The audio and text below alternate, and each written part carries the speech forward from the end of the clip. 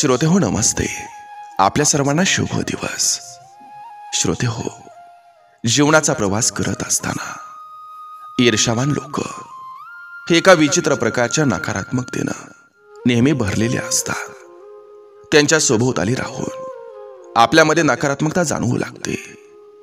तेव्हा अशा लोकांच्या सहवासात आपण सुद्धा त्यांच्या रंगात रंगून जात असतो. त्यामुळे अशा लोकांना ओळखणं आणि त्यांच्यापासून अंतर ठेवणं हे खूप गरजेचं असतं. ईर्ष्यावान लोक तुमच्या प्रत्येक गोष्टीवर चिडतात आणि या चिडचिडामुळं तुमचंही नुकसान होऊ शकतं. त्यामुळे अशा लोकांशी बोलताना नेहमी काळजी घ्या, म्हणजेच त्यांच्यासमोर विचारपूर्वक बोला.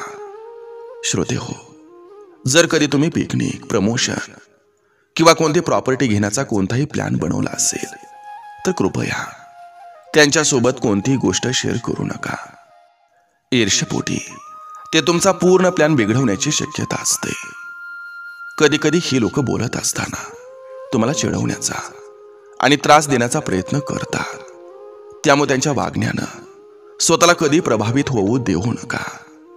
त्यांच्या नकारात्मकतेपासून स्वतःचं रक्षण करा आणि अशा लोकांशी सामना करण्यासाठी स्वतःला सकारात्मक ठेवा.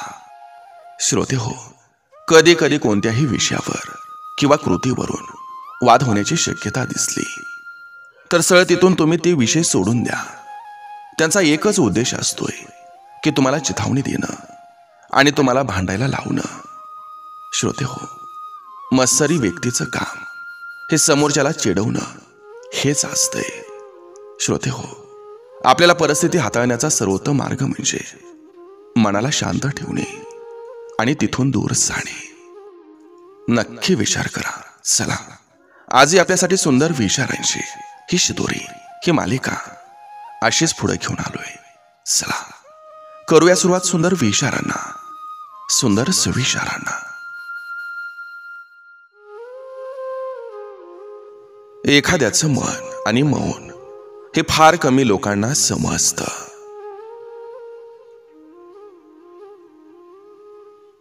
शब्द वेगळे पण भावना एकच असते. आई म्हणा किंवा जग म्हणा, गोष्ट एकच असते.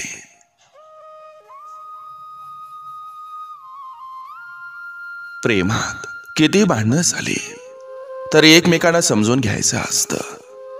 कारण राग असतो थोड्या वेळासाठी, पण नातं असतं आयुष्यभरासाठी.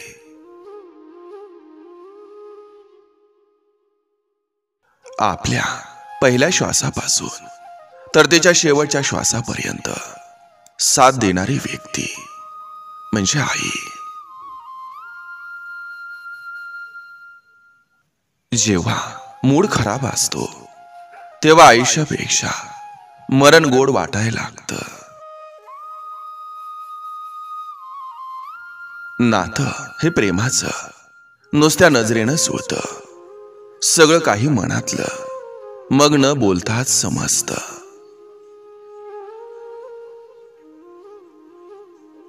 ऐकून घेणारं कोणी नसेल तर मनातल्या गोष्टी मनातच राहून जातात.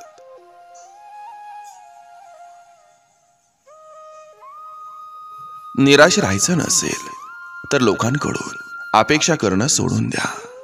कारण प्रत्येक वेळी समोरची व्यक्ती आपल्या मनाप्रमाणे वागेल असं नसतं.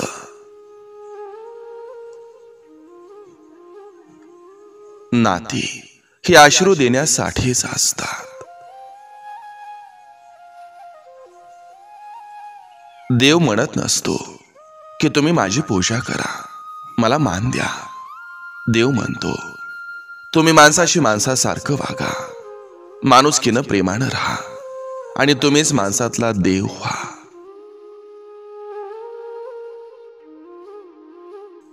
थोडा वेडेपणा सुद्धा असावा जगण्यात, कारण जास्त समजूतदारपणा आनंद हिरावून घेतो.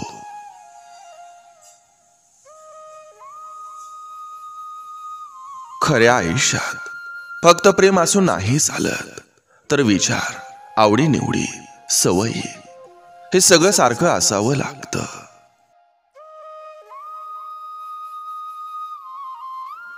गरजेचं नसतं की प्रत्येकानं दुःख रडूनच दाखवावं. हसण्यातही दुःख दडलेलं असतं. स्वतःच्या आयुष्याला स्वतःलाच आकार द्यावा लागत असतो. प्रेमात महागड्या गिफ्टची गरज नसते. एक मोगऱ्याचा गजरा सुद्धा प्रेम व्यक्त करण्यासाठी पुरेसा असतो. कधीतरी मरणाचा विचार डोक्यात आला तर एकदा दवाखान्यात जाऊन या.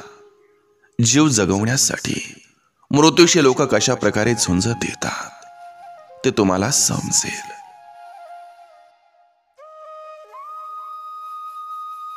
आयुष्यात दोन गोष्टी या खूप कठीण असतात. एक, तुमच्यावर प्रेम नसलेल्या व्यक्तीसोबत राहणं, आणि दोन, ज्याच्यावर प्रेम आहे त्याशिवाय जगणं.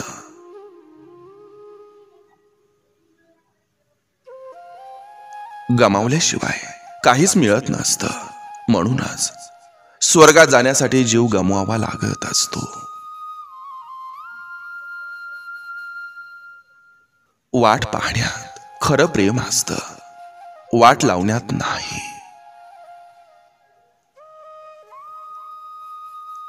जे चांगलं असतं त्याला दिखाव्याची गरज नसते. प्रत्येक लेखकाची लेखणी ही दुःखातून जन्म घेत असते. नाहीतर सुखात लिहायला कोणाला वेळ असतो.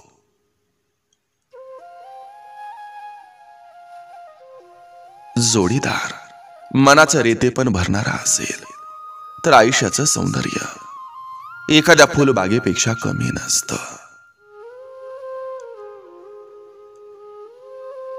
एखादी गोष्ट मिळाल्यावर अहंकार बाळगू नका, कारण देणारा आणि घेणारा हा एकच असतो. आजच्या घालवलेल्या दिवसानंतर रात्री जर समाधानाची झोप लागत असेल तर याच्या पलीकडं यश काहीच नसतं.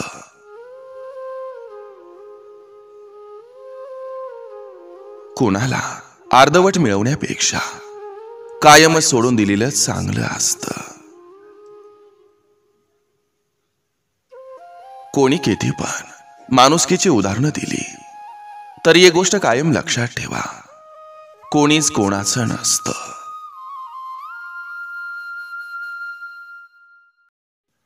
कोणीच कोणाचं नसतं, सगळे आपले आहेत हा फक्त भास असतो. आपल्या साथीला शेवटपर्यंत फक्त आपला श्वास असतो.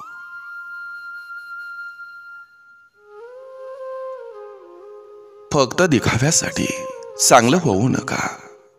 देव तुम्हाला बाहेरूनच नाही तर आतूनही ओळखत असतो.